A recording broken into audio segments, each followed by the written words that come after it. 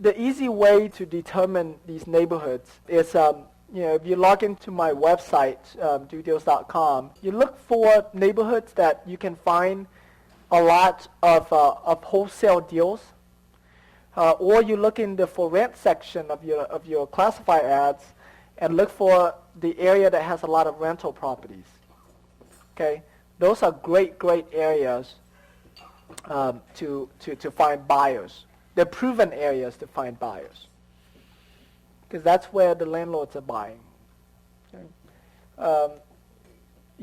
Avoid neighborhoods that you see a lot of vacancy, but you don't see any rehabs going on.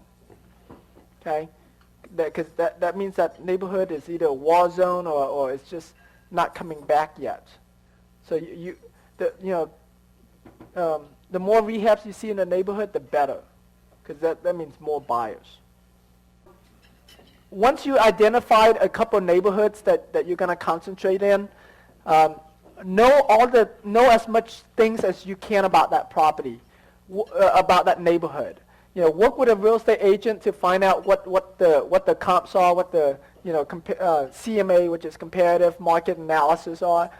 Find out what's pending, how many properties are active, are pending, are sold in the last 6 months, also in the last year, to give you a better idea if the price is going up or down. Look for how much is sold, dollar per square foot sold. One of the best things that you can do for yourself in knowing value of a neighborhood is just know what's the dollar per square foot sold. So that way, when you're talking with a seller, and let's say a seller calls me, and one of the neighborhoods here, okay, and let's say I know that neighborhood sells for $65 a square, okay, and so that means that if the house has 1,000 square feet, then let's just assume that house is $65,000.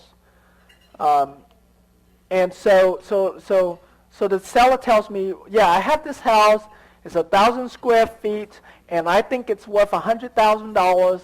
Then I say, based on what I know about that neighborhood, that's probably not true. So the seller's like either don't know or is not telling me something. So very quickly you can determine whether or not it's a good deal or a decent deal. Okay, so it's good to study your neighborhoods and know what the dollar per square foot is. And it's not that hard to have a real estate agent to find out that information for you.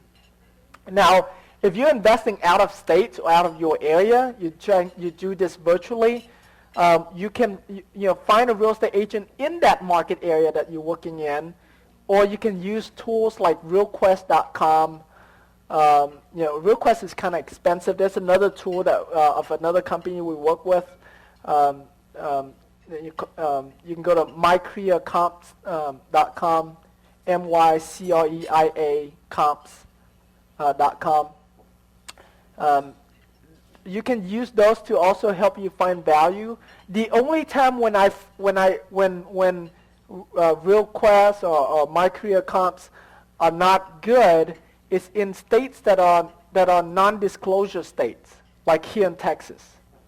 In non-disclosure states, you're much better off to use the MLS. Okay, I can go on the internet and give you a list of non-disclosure states. But if you go on Google and search non-disclosure states, you'll find them. Okay. Find out what's the days on market is in that neighborhood. This is really, really important. If a neighborhood, if a neighborhood has like 120 days on market or less, those are hot neighborhoods. That means houses are selling fast. But if a neighborhood has like 180 days or 360 days, those are really slow neighborhood. So you got to make your offers accordingly to how long it's going to take to sell these houses. Okay? Because if it's a neighborhood that takes a long time to sell houses, then you have to get it at a bigger discount so that way you can attract a buyer based on price.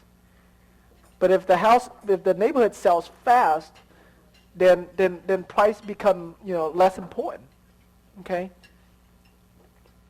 You know, and any comps you use, make sure you pay attention to the remarks, you know, about that property, the condition that it was in, whether it's a foreclosure or bank owned.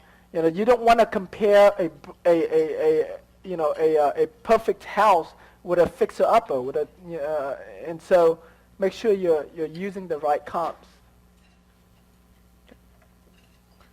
And you know, asking the sellers what they think the value of the house is, most of the time they'll get the wrong amount. So when you ask them, make sure you also follow up with, well, how did you arrive to that to that value? What are you using? And they'll tell you, well, the house down the street from me sold for that price 6 months ago, whatever. They'll give you answers like that, or my realtor told me, or I recently, you know, got an appraisal. Whenever they tell me that, that means that they try to refinance their house, and refi appraisals are always high. Like, don't ever trust refinance appraisals. And so, you know, so make sure you run your own comps, but use the number they give you as sort of like a good starting point, good guideline. How do you roll in remarks about seller incentives? Yeah, it was said in the description. It won't show it if you're viewing, like, the report says there's different types of reports. There's a buyer's report and there's an agent's report. In the agent report, it'll show everything, including, you know, what type of loan the buyer got, you know, how much in seller, if seller carry back second, you know, seller carry back a second, or what kind of contribution and how much the seller gave. So in the agent's report, you can get that.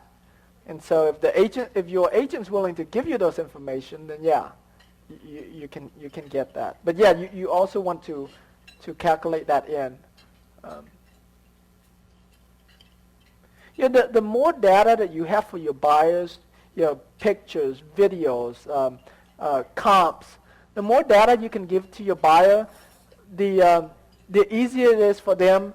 The easier it is for them to make you know, an educated decision on your deal. And so do that. You know, do as much of that as possible. Build relationship with these buyers, especially landlords, because you're not going to sell them a house once. You're going to sell to them over and over and over again. And if they are, you know, if they're maxed out, if they say, oh, I already got 3 houses, I don't want any more, they can refer you to their friends who have houses.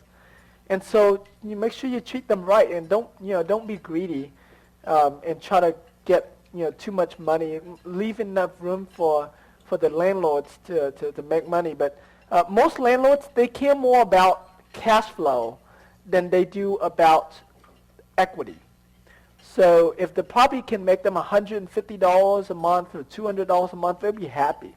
You know, even if there's not enough equity in it.